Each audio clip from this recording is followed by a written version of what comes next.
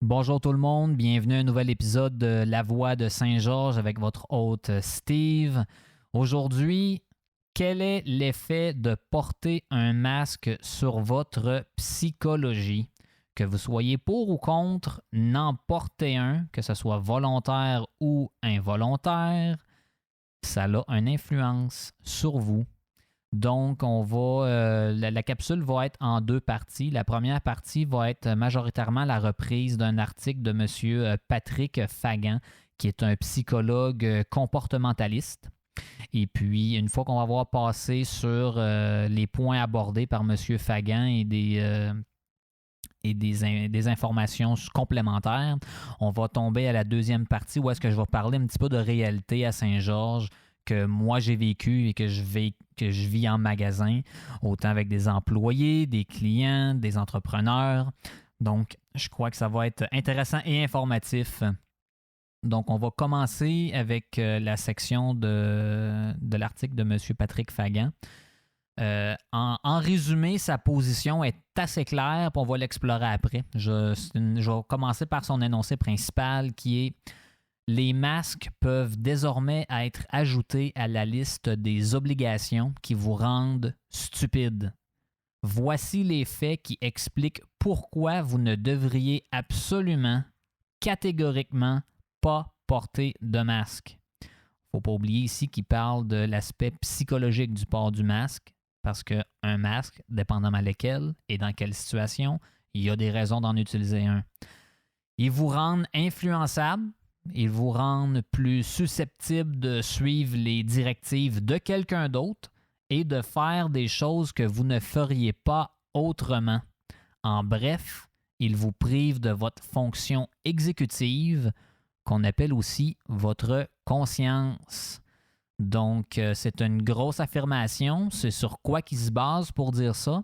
Ben, on va aller voir qu'est-ce que la science et les faits disent qui supportent ces dires. Après ça, on va faire quelques petites réflexions et on va procéder. Donc, en premier lieu, il y a une étude qui a été réalisée en 1976 par Matt et Gay. Si vous voulez faire la recherche, c'est M-A-T-H-E-S et Gay qui est G-U-E-S-T. Ils ont demandé à des participants d'une université s'ils étaient prêts, puis à combien ils devraient être payés pour porter une pancarte à la cafétéria de leur université qui mentionnait « La masturbation, c'est chouette ». Un petit peu étrange, mais les résultats ont montré que quand les gens portaient un masque, ils étaient plus susceptibles de porter l'affiche, puis que ça leur prenait moins d'argent pour le faire. Ça prenait 30 contre 48 en moyenne pour les gens qui n'étaient pas masqués. Deuxième point, on a une autre étude de 1979 qui s'appelle Miller et Rowald. Au lieu d'être avec des universitaires, c'est avec des enfants cette fois.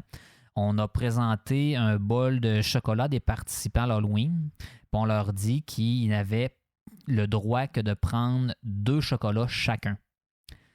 Lorsque les enfants pensaient qu'ils n'étaient pas surveillés, ils se servaient par eux-mêmes. Qu'est-ce qui s'est passé? Les enfants qui n'avaient pas de masque, ils ont enfreint la règle, puis en prenant plus de chocolat. 37% du temps.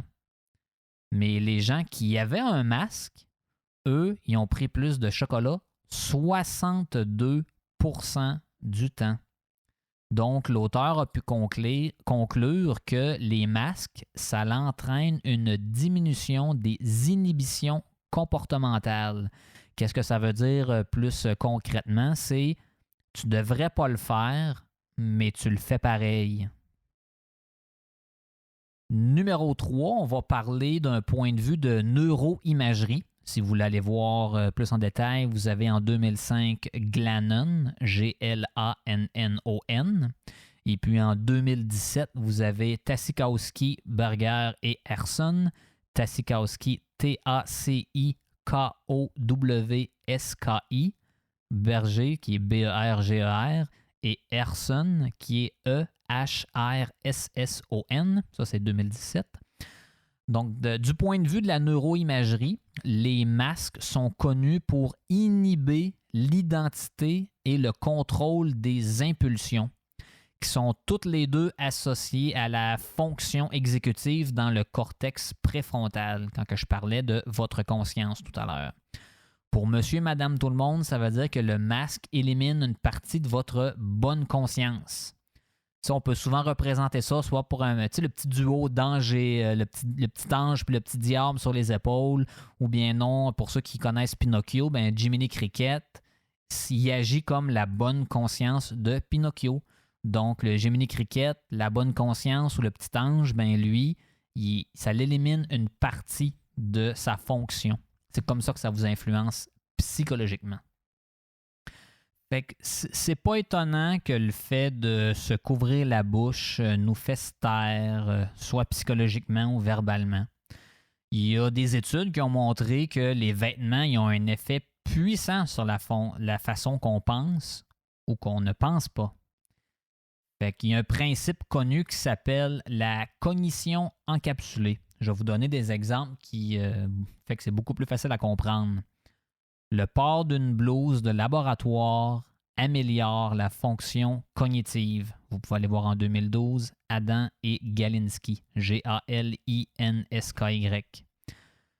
Il y a aussi que le port d'une blouse d'infirmière augmente l'empathie. On peut aller voir en 2016, Lopez et Perez, L-O accent aigu, P-E-Z, trait d'union, P-E accent aigu, R-E-Z. Et le port de marques contrefaites, ça augmente la probabilité de tricher dans un test. Vous pouvez aller voir en 2010, Gino, Norton et Ariely. Puis de même, dans le monde du langage corporel, tout ce qui est non-verbal, le fait qu'une personne mette sa main sur sa bouche, c'est un signe qu'elle écoute attentivement. Donc, on est beaucoup plus en mode recevoir des informations que de remettre en question. C'est sûr qu'il n'y a pas d'étude qui s'est penchée sur l'effet du masque sur le raisonnement qui est verbal. Ça veut dire comment est-ce qu'on pense avec les mots dans notre tête et comment est-ce qu'on utilise les mots pour s'exprimer. Mais le silence intérieur et extérieur, on peut supposer, sans trop se tromper, que ça aurait un effet cognitif, un effet sur votre conscience. Par exemple, les extravertis, ils sont beaucoup moins dociles que les introvertis. Ça, il y a 2 études en 2004 qui sont intéressantes pour ça. Il y a Cohen et al., C-O-H-E-N. Et il y a aussi Gudjonsson et al., qui est G-U-D-J-O-N-S-S-O-N. Le développement de la conscience chez l'homme est fortement lié à celui du langage. On peut aller voir, par exemple, en 2006, une étude de Arbib, A-R-B-I-B. Et la parole intérieure, elle est fortement liée aux fonctions cognitives. 2015, une étude de Alderson Day, A-L-D-E-R-S-O-N, trait d'union D-A-Y, et Fernie Ho, qui est F-E-R-N-Y-H-O-U-G-H. Donc, le raisonnement verbal, c'est étroitement lié au raisonnement moral. Ça, vous pouvez aller voir en 1998, Hayes et Gifford, G-I-F-F-O-R-D, et Hayes, qui est H-A-Y-E-S. Donc, c'est étroitement lié au raisonnement moral, puis l'incapacité de parler, entre guillemets, réduit notre capacité de déduction sur les comportements qui sont moraux et immoraux. On ne parle pas de raisonnement intellectuel, on parle vraiment de moral et immoral. C'est très différent puis c'est important à comprendre parce que mettre un masque n'est pas un signe qu'on devient moins intelligent. Et ne pas mettre de masque n'est pas un signe qu'on est plus intelligent. Fait que c'est sûr qu'il existe aussi une raison beaucoup plus fondamentale. Puis cette fois-là, cette raison-là est physiologique au lieu d'être psychologique, que si on retourne à l'énoncé de M. Fagan au début, qui explique pourquoi les masques peuvent nous rendre stupides. il y a la diminution du flux d'oxygène vers le cerveau. Donc, on peut aller voir une étude où est-ce que les voiles faciaux réduisent la fonction ventilatoire à long terme. 2012, vous pouvez aller voir Algadir, A-L-G-H-A-D-I-R, Ali, A-L-Y et Zafar, Z-A-F-R. Et les masques chirurgicaux peuvent réduire l'oxygénation du sang chez les chirurgiens. On peut voir l'étude de 2008, Beder, B-E-D-E-R et al. Donc, croyez-le ou non, se couvrir la bouche rend la respiration plus difficile. Puis quand on examine le masque facial N95, il y a une étude de 2010 qui a été là-dessus, faite par Robert Géal. Eux autres, ils ont conclu que les niveaux de dioxyde de carbone et d'oxygène étaient respectivement nettement supérieurs, dioxyde de carbone supérieur, et inférieurs, donc oxygène inférieur, aux normes ambiantes du lieu de travail à l'intérieur d'un masque. Ça veut dire qu'à l'intérieur du masque, l'air ambiante est moins bonne que l'air à l'extérieur du masque. Il y a une étude post-COVID qui a révélé que 81% des 128 travailleurs de la santé qui portent un masque ont développé des maux de tête à la suite d'un port d'équipement de protection individuelle. On peut aller voir l'étude de 2020, Ong et al., qui est ONG. Le fait que les masques fonctionnent probablement même pas nous amène à la dernière raison pourquoi le port du masque, ça l'inculque de la stupidité et de la conformité chez les gens. C'est à travers un bombardement de mensonges, de contradictions et de confusion. Donc, on a l'État qui submerge votre capacité à raisonner clairement. Puis ça, je le vois très facilement parce que quand je vais parler à des gens, je vais leur dire « Est-ce que tu crois aux mesures? Que vous soyez caissière, une personne à l'entrée, coiffeuse. » J'ai posé cette question-là à beaucoup, beaucoup de gens. Et puis les gens, en majorité, me répondent « Ben, on ne sait plus quoi croire. » Donc, on est exactement dans la réalité que j'observe est la même qui est rapportée par M. Fagan dans son article. Et puis, il mentionne, comme l'a écrit Théodore Dalrymple, prendre note que ce nom Théodore Dalrymple, c'est un nom de plume. Le vrai nom de la personne est Anthony Daniels, qui est un médecin à la retraite et écrivain. Dans mon étude des sociétés communistes, je suis arrivé à la conclusion que le but de la propagande communiste n'était pas de persuader ou de convaincre, ni d'informer, mais d'humilier. Donc, moins elle correspondait à la réalité, mieux c'était. On parle de la propagande.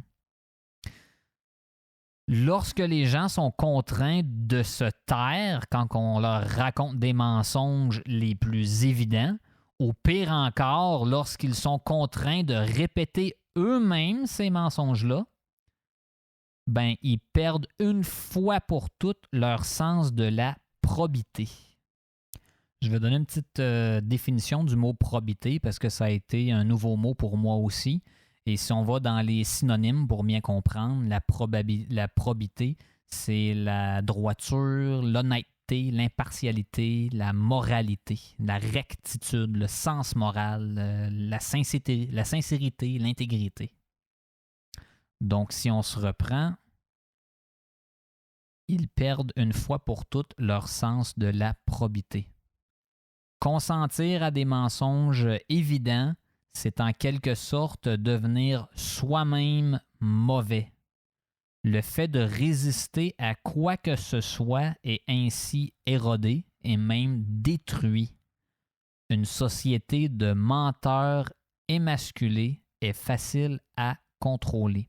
Ça, c'était les mots de Théodore Dalrymple, qui est un homme qui étudie les sociétés communistes, la propagande et comment que l'information influence les gens et comment que la propagande est utilisée, non pas pour désinformer, persuader, convaincre, mais plus pour humilier, puis en faisant ça, on détruit un peu le sens critique des gens, le sens honnête et le sens moral. Donc, le but des masques faciaux, c'est pas vraiment de protéger les humains, mais ça diminue l'humanité. On vole aux gens leur ego, leur identité, puis leur autonomie. C'est difficile de prédire comment la roue de la vie va tourner dans les années à venir, mais tous les signes laissent présager des difficultés. Pendant les années de crise d'un cycle générationnel, une seule chose peut être garantie, l'importance d'un esprit clair. Très important. Pour ça, il faut se permettre la dignité, l'entité et le logos de l'être humain, qui est la parole, autant intérieure qu'extérieure, et ne jamais, jamais porter de masque. Je vais mettre un petit bémol sur la fin parce qu'on sait qu'il y a des utilités au masque dans certaines conditions bien précises. Donc, les effets sur la psychologie, il y en a pas mal, puis ça nous entoure. Alors, regardez comment que vous agissez, puis si vous voyez des différences. T'sais, on parlait plutôt de comment votre bonne conscience elle est mise de côté à cause du masque. Ben, ça se traduit en gens qui ne pensent plus, mais qui croient. Ceux qui sont en position d'autorité, que vous soyez un employé, un gérant, un propriétaire de commerce, un politicien ou quoi que ce soit, vous êtes beaucoup plus intéressé à donner des ordres ou faire le traitement par le silence et l'ignorance parce que vous avez raison. On réduit la capacité de raisonnement non seulement intellectuel, mais moral. Ça vient tout défaire comment que vous agissez en société et en relation avec les autres normalement. Il n'y a pas la considération de l'autre comme un ami, comme un interlocuteur respectueux, parce que le masque, ça influence votre bonne conscience. Puis là, je vais tomber beaucoup plus dans le vif du sujet de la partie 2. On va parler de mes expériences que j'ai vécues parce que en tant que personne qui, pour des raisons de santé physiologique et psychologique, j'ai plusieurs bonnes raisons de ne pas porter le masque. Et puis, je représente un symbole. Aujourd'hui, je trouve que je représente un symbole très, très fort et important. Puis la majorité des gens qui entendent ma voix, qui m'ont vu sans masque, vont me reconnaître. Donc, maintenant qu'on a fait le tour de comment le masque influence la psychologie des gens, je vais vous parler d'exemples concrets que j'ai vécus en magasin et comment que les gens ne réfléchissent plus par eux-mêmes et que leur sens moral est totalement changé et que même leur relation avec leur clientèle ou leurs amis est totalement différente. En même temps, ça va être un petit cours 101 d'hospitalité pour les commerces de Saint-Georges parce que sérieusement, il y en a beaucoup qui ont besoin d'aide depuis que tous ces événements-là sont arrivés. Donc, mon premier exemple va être avec la quincaillerie Rona à Saint-Georges. Je me suis présenté comme à l'habitude. J'ai été attendu à l'entrée. On m'a mentionné bonjour monsieur, vous ne portez pas de masque. Pour la première fille qui m'a accueilli, il n'y avait pas de problème. Là, j'ai dit non, j'en porte pas pour des raisons de santé. Et puis, ça a été parfait. J'ai rentré, on m'a dit bonjour. Et puis, c'est vraiment la deuxième employée qui m'a accosté où est-ce que là, j'ai vu qu'il y avait pas le fonctionnement et le raisonnement habituel. Il y avait une personne qui ne criait pas, mais à voix forte « Monsieur, monsieur, monsieur !» s'en allant, en marchant rapidement vers moi, avec son bras droit tendu vers moi, avec un masque dans les mains. « Monsieur, monsieur, monsieur, votre masque, votre masque! » Est-ce que vous vous rendez compte de la situation? Avant qu'on parle de masque, puis de pour, ou de contre, ou de ci ou de ça, regardez le comportement de la personne. Ce n'est plus « Bonjour monsieur, bienvenue chez nous ». je remarque que vous n'avez pas de masque, mais nous, on a une politique que d'un masque obligatoire chez notre magasin Rona. Est-ce que je peux vous en proposer un gratuitement ou bien non, est-ce que vous pouvez aller chercher votre masque dans votre véhicule? On a une politique d'avoir un masque en tout temps ici. Voyez-vous la différence? Me faire aborder comme ça change rien au résultat de mon interaction avec la dame. Mais moi, je suis victime du comportement de la dame qui était très agressif. Moi, je suis juste un client qui vient donner mon argent à un entrepreneur de la place qui cherche à parler avec quelqu'un pour avoir un coup de main pour mes achats à la quincaillerie. Mais elle, c'était la crise. J'étais une menace. Moi, en tant que client, ça ne me donne pas le goût de retourner là. Pas une minute. Là. Et puis après ça, quand je mentionne, ben non, j'en porte pas pour des raisons de santé.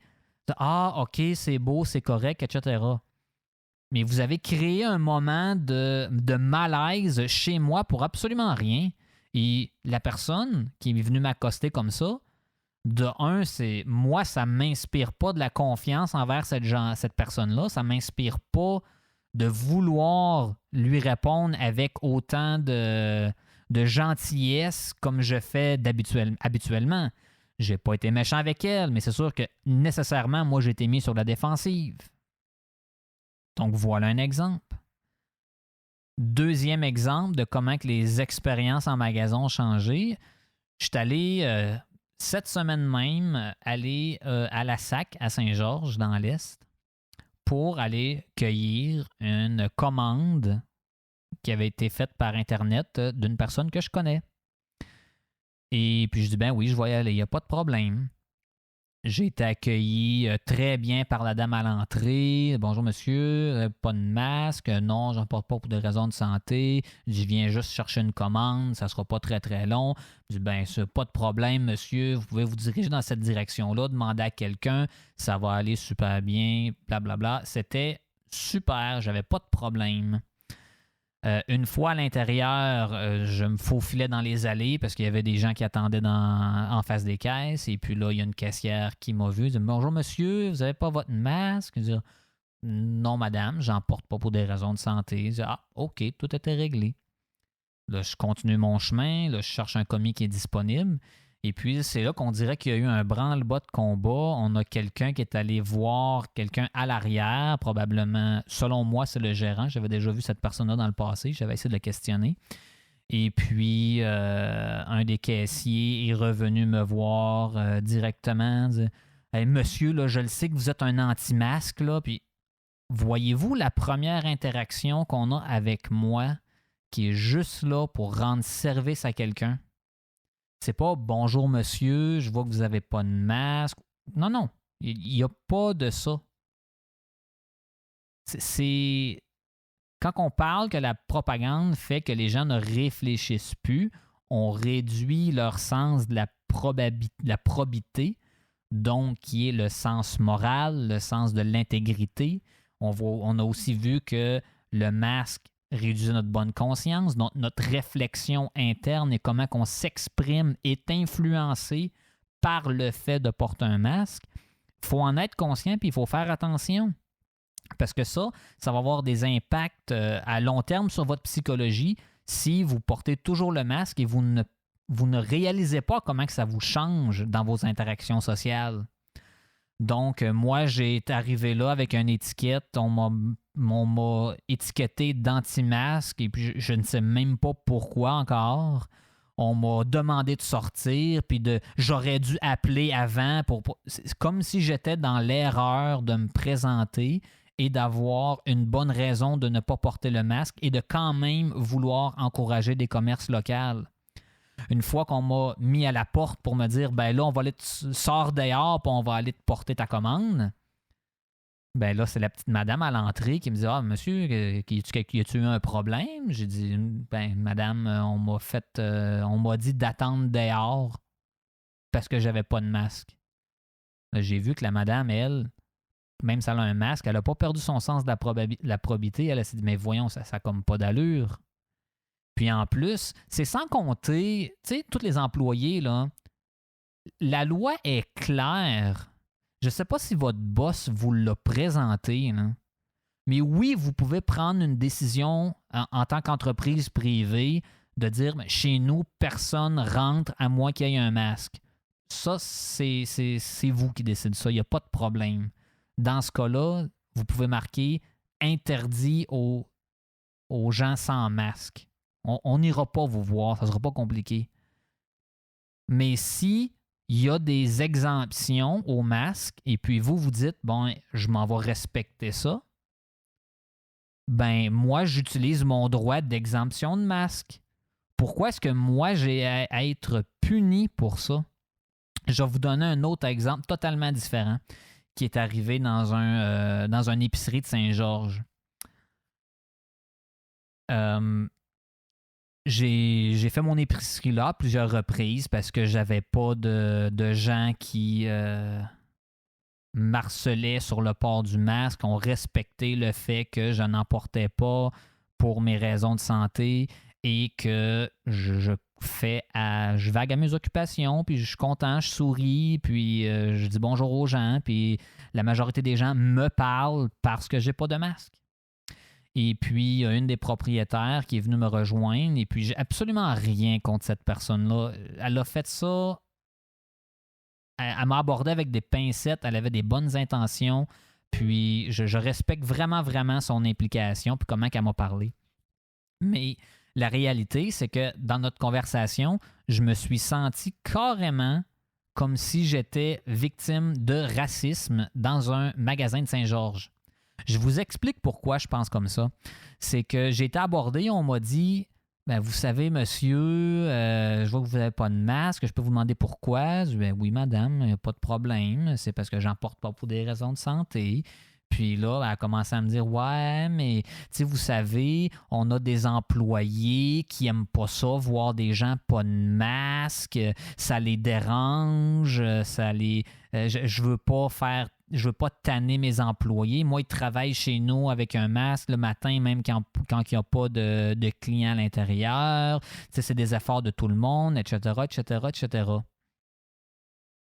Puis moi, dans ma tête, ça n'a aucun sens.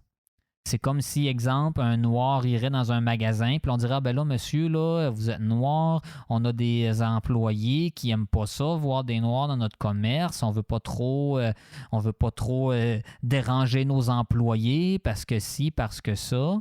Et puis, tu sais, vous savez, en tant qu'entreprise privée, on peut décider de ne pas vous donner accès à notre commerce, etc., etc. Je me fais traiter comme... C'est tellement étrange de vivre ces situations-là. Et puis, c'est pas comme si je m'exprimais comme un fou furieux et puis que j'avais aucun respect pour personne. Moi, je demande juste à être écouté, puis respecté, puis qu'on joue avec les règles du jeu. Fait que les propriétaires et les gérants, là, informez-les, vos employés, sur la loi et les exemptions des masques. Puis en même temps, dites-vous, il y a beaucoup de gens qui devraient être exemptés de porter le masque, mais qu'ils se forcent à le mettre pareil à cause de la pression sociale. On parlait de propagande qui mène à l'humiliation plutôt. Bien, il y en a qui vont le mettre, le masque. Ils vont s'humilier eux-mêmes pour éviter les confrontations, malgré qu'ils sont absolument contre le fait d'être forcé à porter un masque. C'est assez incroyable qu'est-ce qui se passe, là. Puis, j'ai même été à l'hôpital sans masque. Et puis, j'ai pris le temps de discuter avec l'agent de sécurité Garda à l'entrée. Puis, la madame, bien gentille, était très paniquée. Elle n'avait pas trop de l'air de savoir ce qui se passait avec moi. Et puis, j'y ai tout simplement demandé... tu sais, la loi que vous mettez en force pour gérer les gens qui rentrent dans l'hôpital, est-ce que vous l'avez lu? Est-ce que vous savez c'est quoi la loi que vous devez enforcer dans l'hôpital en tant qu'organisme privé, en tant qu'entreprise privée? Ben, la madame m'a dit non. Est-ce que vous avez déjà lu le décret sur le port du masque? Qu'est-ce qui est obligatoire, pas obligatoire, et c'est quoi les droits des citoyens? Ben, non, je ne l'ai jamais lu. C'est pour ça que j'ai toujours une copie du décret avec moi, parce que même les gens qui travaillent en tant qu'agents de sécurité, ils ne sont pas informés, ils ne sont pas formés non plus. Tout fonctionne sur la pression sociale, la croyance populaire et évidemment, le port du masque influence notre psychologie et encore plus au niveau pour les gens qui travaillent avec le masque en permanence. Vous êtes obligé, vous le faites parce que vous voulez répondre aux règles, ben non parce que vous aviez eu peur pendant un certain moment, mais maintenant, aujourd'hui, vous le faites parce que c'est obligé. Ben ça a une influence sur votre psychologie. Puis vous le voyez peut-être pas. Puis cette jeune-là qui est engagée par Garda, non seulement est-ce qu'elle n'était pas formée, elle n'était même pas capable de penser par elle-même, ben là, c'est quoi la loi qu'il faut que je mette en place? C'est étrange. Après ça, je lui dis, oui, mais madame, vous me demandez une raison de santé, puis moi, je vous informe que c'est privé, ces informations-là. C'est du ressort du domaine de la vie privée. Puis moi, ayant fait des études, à l'origine, je m'enlignais pour devenir thérapeute. Donc, moi, je le connais, l'importance de la vie privée au niveau de beaucoup de sujets, dont les conditions médicales, les conditions psychologiques et à quel point est-ce que ça a une influence sur les gens. Fait que pour moi, que ce soit pour moi ou une autre personne, je vais défendre ces droits de vie privée-là de la même manière. Donc, je lui ai expliqué pourquoi que je ne parle pas de la raison qui m'exempte de porter le masque. Il y a des conditions physiques et psychologiques. Eh bien là, elle ne me croyait pas. Mais là, je lui ai dit, ben je le sais que tu ne me créeras pas parce que je te le dis dans le cadre de porte de l'hôpital. C'est pour ça que j'imprime les documents du gouvernement que je peux te montrer et que tu peux lire, où est-ce qu'ils mentionnent eux-mêmes, vous n'avez pas besoin de mentionner votre condition médicale.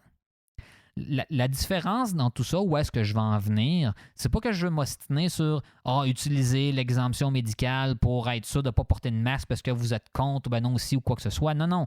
Je parle qu'il y a une perte de la cohésion sociale et de la structure sociale. On ne peut plus interagir ensemble parce que les gens ne jouent plus avec les mêmes règles. Les gens jouent avec les règles de la pression sociale, de la croyance populaire, de l'autorité médiatique, de l'autorité gouvernementale. On n'est plus dans le système de on a des droits, on les exerce et on fait notre vie dans la liberté avec les contraintes qui sont mises en place.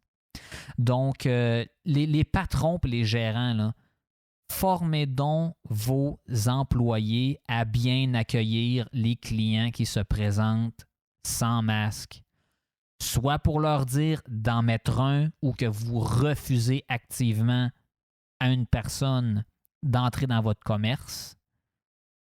Mais d'un autre côté, vous allez perdre des clients. C'est déjà assez dur économiquement. Ça, c'est une toute autre discussion, l'aspect économique de tout ça. Mais vous n'êtes pas en train de vous aider. Là. Quand moi, je me fais accueillir à un endroit que je leur mentionne que je porte pas de masque pour des raisons de santé. Puis là, ils vont me regarder je vais te craire, là. Quelle sorte de relation est-ce que vous avez avec votre client quand vous faites ça? Est-ce qu'il va vouloir retourner magasiner chez vous? J'en doute. Est-ce que ça va me donner le goût, post-COVID et post toute cette histoire-là, de retourner chez vous, vous engager? Pas nécessairement. Puis si j'ai engagé un employé puis que je me fais parler de cette manière-là par quelqu'un, pas sûr que je vais l'engager. Donc, c'est tout ça, le port du masque.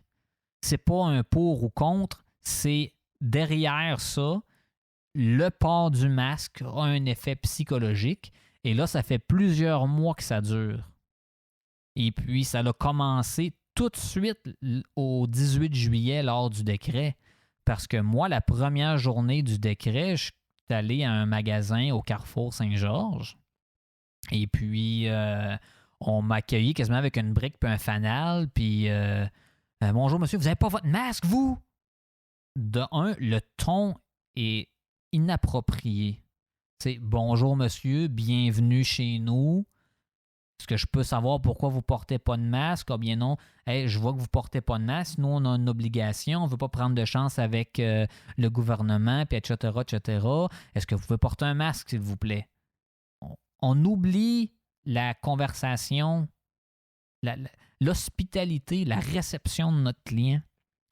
Puis là, une fois que je me suis fait accoster comme ça, ben là, vous auriez pu commander par Internet.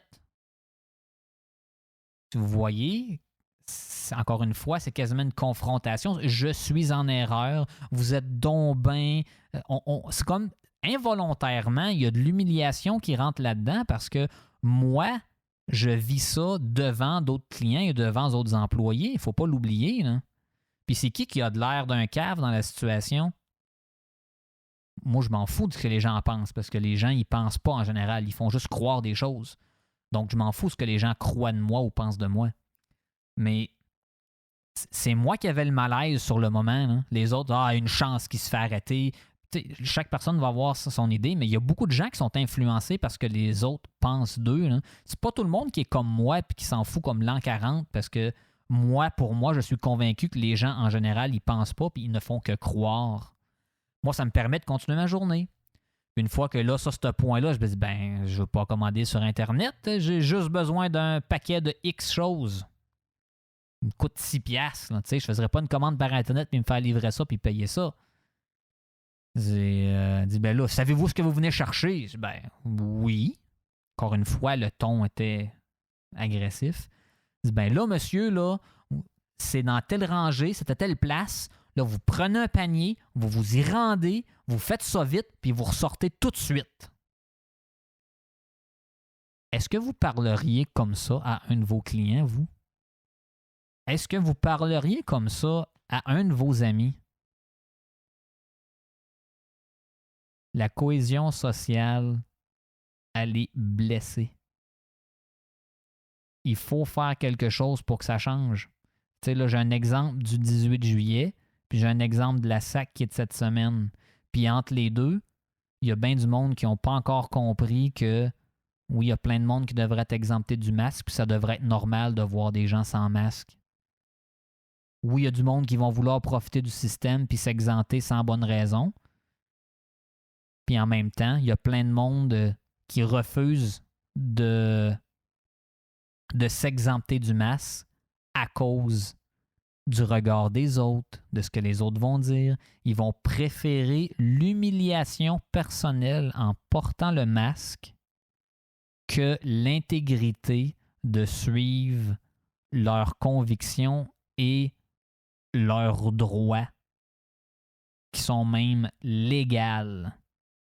Puis pendant ce temps-là, les commerçants et les employés, c'est peut-être malgré vous. J'en veux pas à personne individuellement, parce que la majorité des gens dans tout ça, on est des victimes.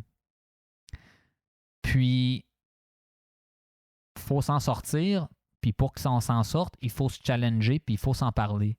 Donc, c'était la raison pourquoi je voulais faire cette capsule-là. Je trouvais que l'impact psychologique du port du masque, que vous soyez pour ou contre, il est réel pour tout le monde.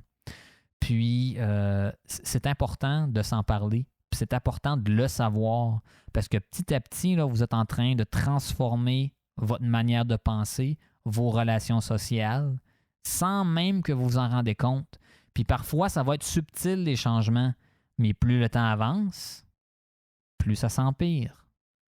Donc, juillet, août, septembre, octobre, novembre, puis là, selon les dires, sûrement décembre, probablement janvier. Qu'est-ce que vous allez faire?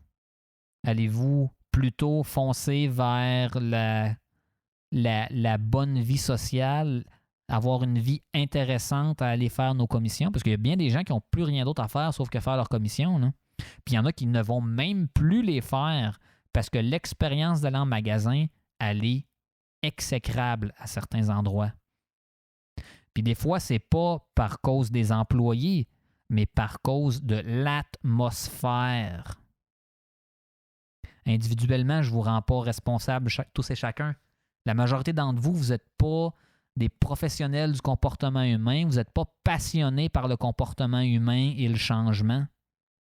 Donc, je vais utiliser, moi, mon intérêt envers le comportement humain et le changement et au niveau du langage pour vous communiquer ce que moi j'observe et que ce que moi je regarde, puis vous aider un petit peu à sortir un petit peu de ce tourbillon-là qui n'arrête pas de continuer, puis qu'en bout de ligne, la majorité d'entre vous, là, même au personnel, là, vous y croyez pas vraiment, mais vous continuez et vous l'enforcez même à vos employés et à vos clients.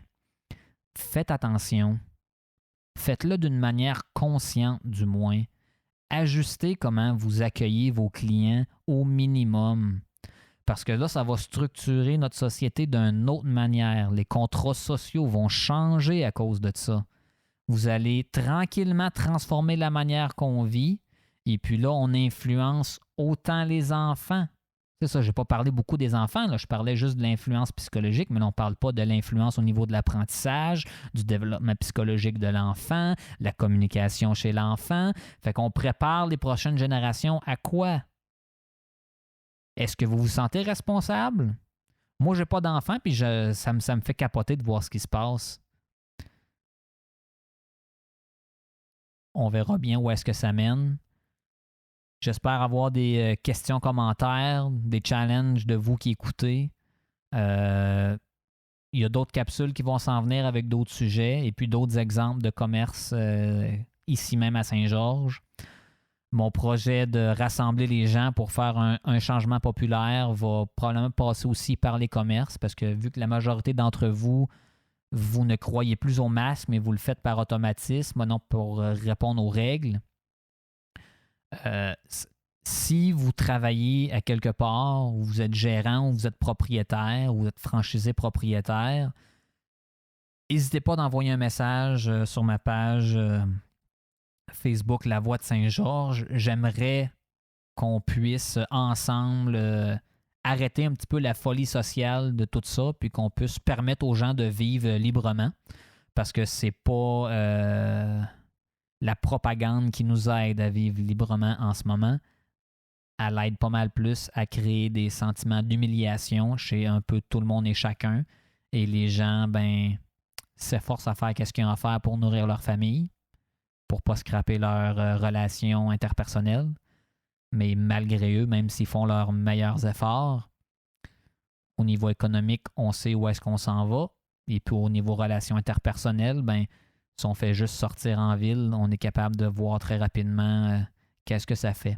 Puis je vous dirais que personnellement, comme personne qui représente une partie de la population qui est exemptée des masques, je peux vous dire que c'est vraiment, vraiment poche.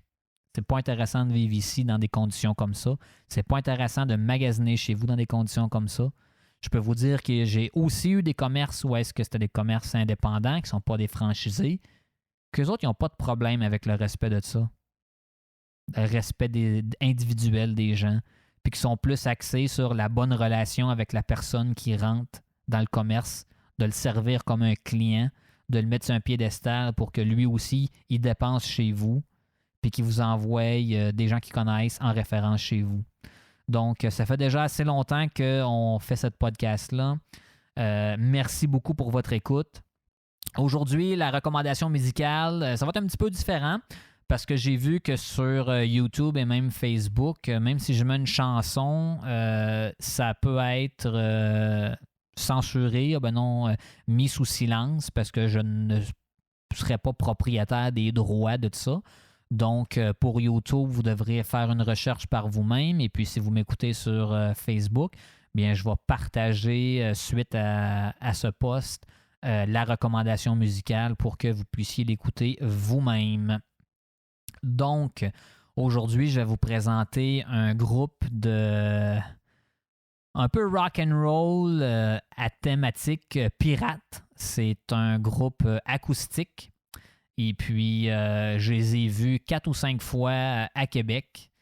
C'est des gens que j'ai connus en ligne il y a très, très longtemps, puis ils viennent des États-Unis. Ils sont dans différents États et puis se sont collaborés ensemble pour faire ça. C'est super bon. Ça va être un genre de rock pirate.